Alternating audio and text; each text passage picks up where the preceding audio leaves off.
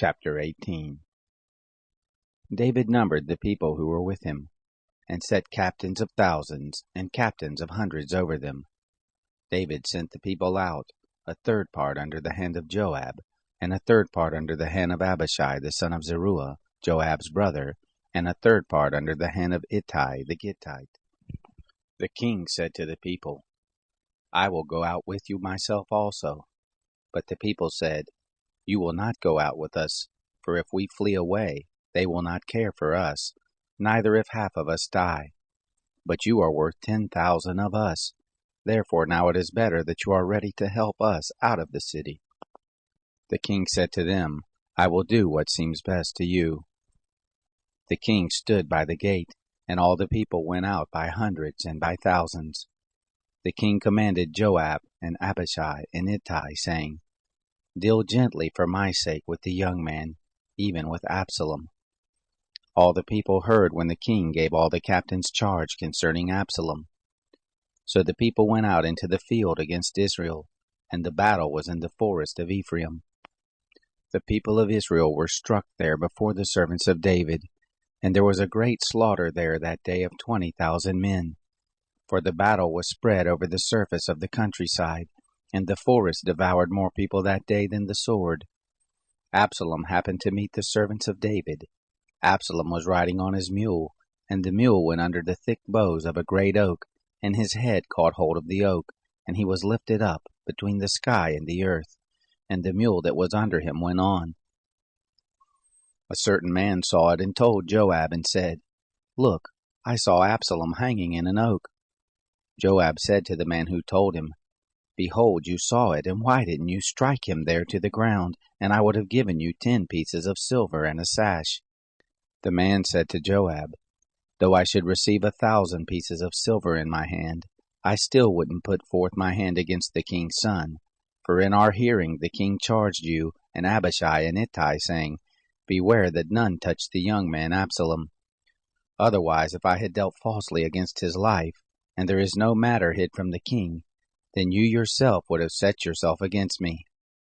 Then Joab said, I cannot wait for you. He took 3 darts in his hand and thrust them through the heart of Absalom, while he was yet alive in the midst of the oak. 10 young men who bore Joab's armor surrounded Absalom and struck him and killed him. Joab blew the trumpet, and the people returned from pursuing after Israel, for Joab held the people back. They took Absalom and cast him into the great pit in the forest, and raised over him a very great heap of stones, and all Israel fled every one to his tent. Now Absalom in his lifetime had taken and reared up for himself the pillar which is in the king's dale, for he said, I have no son to keep my name in memory. And he called the pillar after his own name, and it is called Absalom's monument to this day. Then said Ahimaaz the son of Zadok, Let me now run and bear the king news, how that the Lord has avenged him of his enemies. Joab said to him, You shall not be the bearer of news this day, but you shall bear news another day. But this day you shall bear no news, because the king's son is dead. Then Joab said to the Cushite, Go tell the king what you have seen. The Cushite bowed himself to Joab and ran.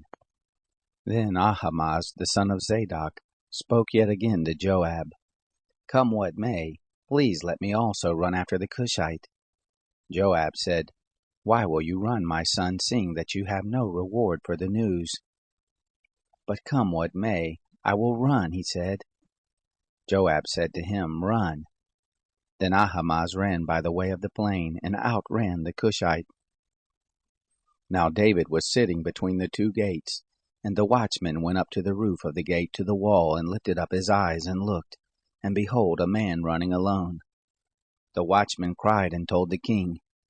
The king said, If he is alone, then there is news in his mouth. He came and drew near. The watchman saw another man running, and the watchman called to the porter and said, Look, another man running alone. The king said, He also brings news.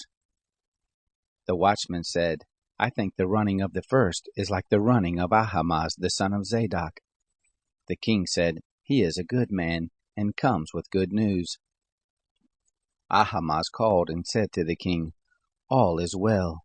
He bowed himself before the king with his face to the earth and said, "Blessed be the Lord your God, who has delivered up the men who lifted up their hand against my lord the king."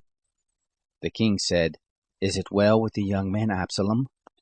Ahimaaz answered, "When Joab sent the king's servant, I saw a great tumult, but I don't know what it was."